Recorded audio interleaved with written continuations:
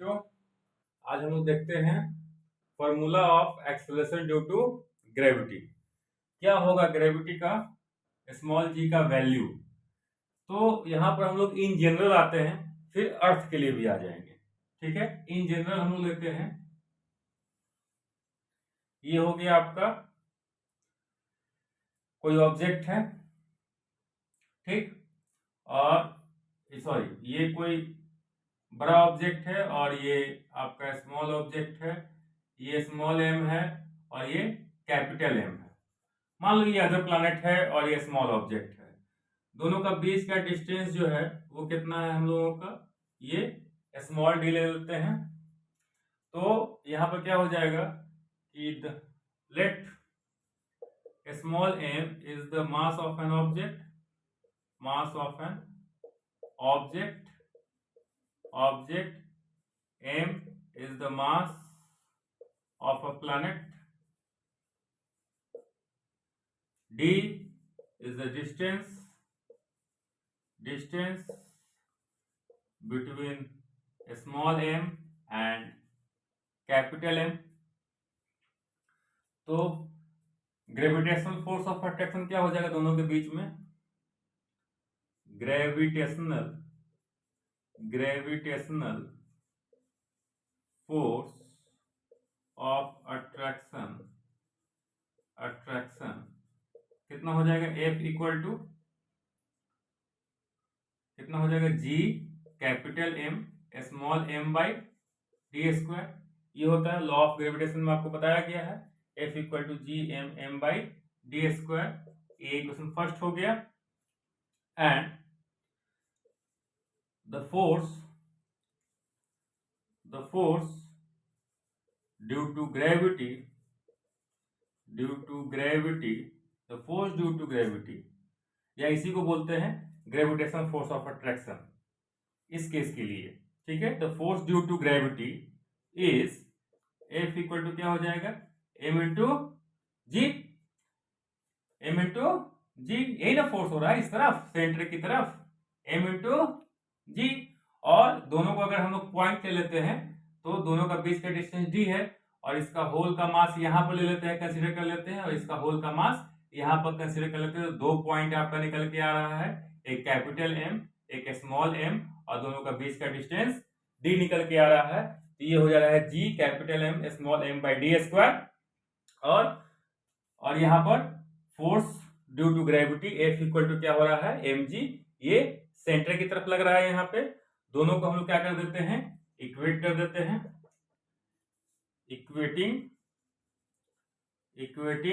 Equation first and second, we get क्या मिलता है हम लोगों को, ये हो जाएगा mg equal to g capital M small m by D square. Small m cut गया, यानी g is equal to small g equal to G M by D square. ठीक है बच्चों, इसको नोट कर लो, इससे आगे आप बताते हैं।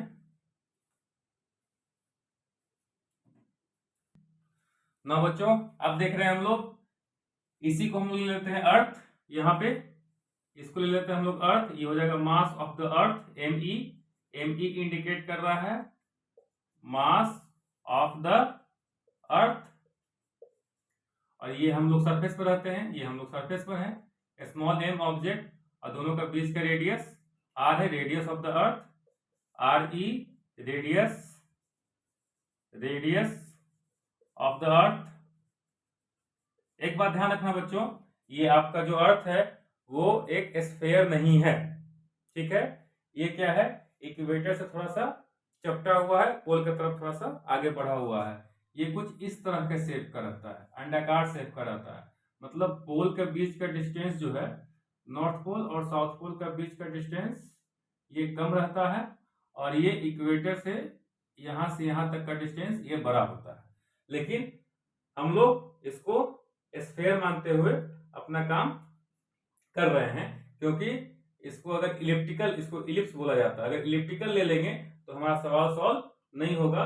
तो हम लोग क्या करते हैं कि इसको एक स्फीयर की तरह ही ट्रीट करते हैं और सब जगह रेडियस सेम मानते हैं। ठीक है बच्चों, तो आर ई क्या हो जाएगा, रेडियस ऑफ द अर्थ। तो यहाँ क्या हो जाएगा, जीई, जीई क्या हो जाएगा, acceleration due to gravity, acceleration, acceleration due to gravity, due to gravity, gravity कहाँ, at the surface of the earth, at the surface, surface of the अर्थ।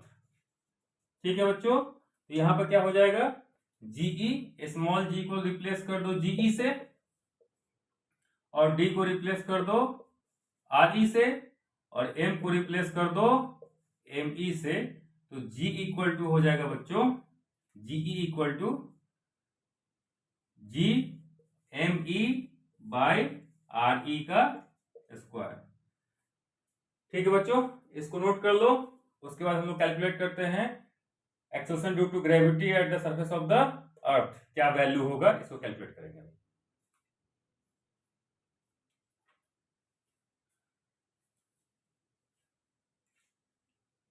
बच्चों हम लोग देखते हैं calculation of value of acceleration due to gravity at the surface of the earth. हम लोग क्या देखे थे, जी इज इक्वल टू क्या देखे थे, G M by R square, G M E किए थे, यहाँ आर ई किए थे। जी का वैल्यू कितना है हम लोग के पास सरफेस ऑफ द अर्थ पर, ध्यान रखिएगा ये स्मॉल जी का वैल्यू हम लोग कहाँ कैलकुलेट कर रहे हैं, सरफेस ऑफ द अर्थ, यहाँ पे सरफेस ऑफ द अर्थ पे जहां हम लोग हैं वहां जी का वैल्यू क्या है। जी का क्या हो जाएगा 6.67 into 10 to power -11 nm square per kg square. Mass कितना है, mass of the earth 6 into 10 to power 24 kg, और रेडियस ऑफ द अर्थ कितना है आपका 6.4 इंटू 10 टू पावर 6 मीटर। सब कुछ आप लोग को बता दिया गया है, ये सभी वैल्यू को उठा के यहाँ पर रखते हैं। तो G इक्वल टू हो जाएगा 6.67 into 10 to power -11 into mass of the earth 6 into 10 to power 24 by 6.4 into 10 to power 6 का होल स्क्वायर। इसको आप लोग सॉल्व कीजिएगा तो G का value approximately equal to 9.8 metre per second square आएगा बच्चों।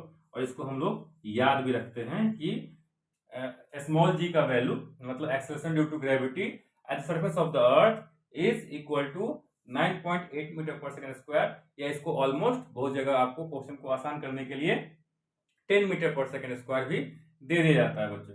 अब हम लोग नेक्स्ट क्लास में देखेंगे variation of value of a small g at the height, at the depth, at the equator and at the pole.